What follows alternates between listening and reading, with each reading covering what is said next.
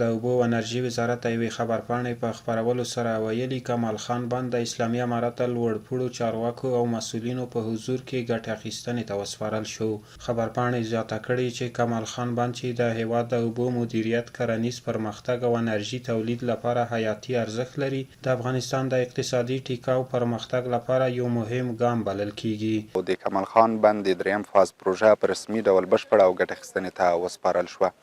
له بده مرغه چې دغه پروژه مخکې له وخت څخه ګټې اخیستنې ته سپارل شوې وه، ډېر کارونه یې پاتې وو. د اوبو انرژۍ وزارت د رهبرۍ له لوري دغې پروژې ته توجه وشوه چې په ترڅ کې د دغې پروژې پاور هاوس، اوټلیټونه، خروجي دروازې، کانالونو پاککاري او بیا رغونه او جوړونه پکې شامل وو. نن د افغانستان د اسلامي امارت د لوړپوړو چارواکي په شتون کې دغه پروژه بشپړه شوه او ګټې اخیستنې ته وسپارل شوه. د اوبو او انرژي وزارت وایي د دغه بند د پرانیستنې سره به د سیمې خلکو ته د کرنې، اوبو لګولو او برېښنا تولید اسانتیاوې برابرې شي. وزیر آب برق ما شب روزه کوشش میکنن که کنترل آب برق، تولیدات برق زیاد کنه و کنترل آب بکنه. وزیر پایدامه ما شب روز سعی کوشش میکنه که سرکار را برای ما جور بکنه.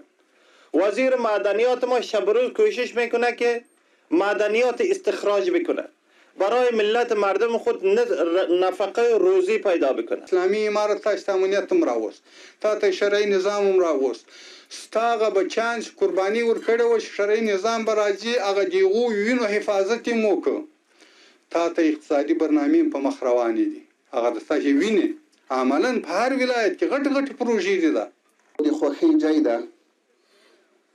تقریبا په جریان د 10 یا 11 میاشتو کې د نیمروز په ولایت کې د 4 میلیارډو افغانیو په ارزښت غټې او وړې پروژې یا تکمیل شوي یا د تکمیلېدو په حالت کې دي او یا نوي افتتاح شوي دي، چې البته د کمال خان د بند دا پروژه دا په دې 4 میلیارډو کې داخله نه ده.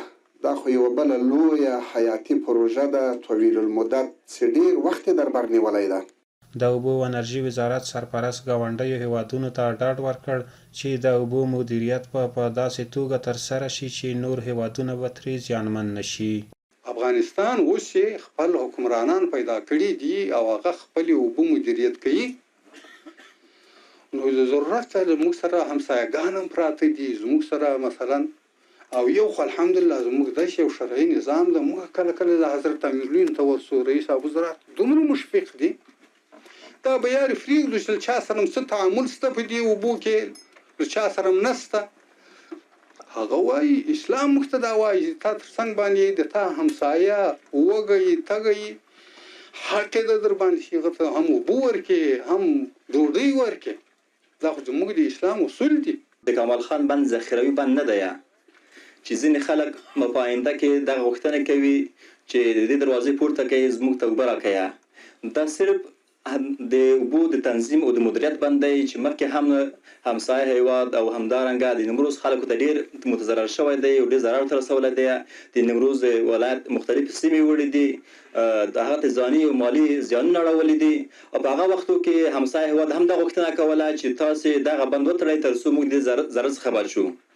نو د دغه کمال خان بند جوړوالی چې دی د شالیدو پس منظر چې دی د دې په خاطر جوړ شوی دی چې زموږ هیوادوال د نیمروز خلک او همدارنګه همسایه هیواد د اوبو د ضرر څخه بچ شي، وژغورل شي.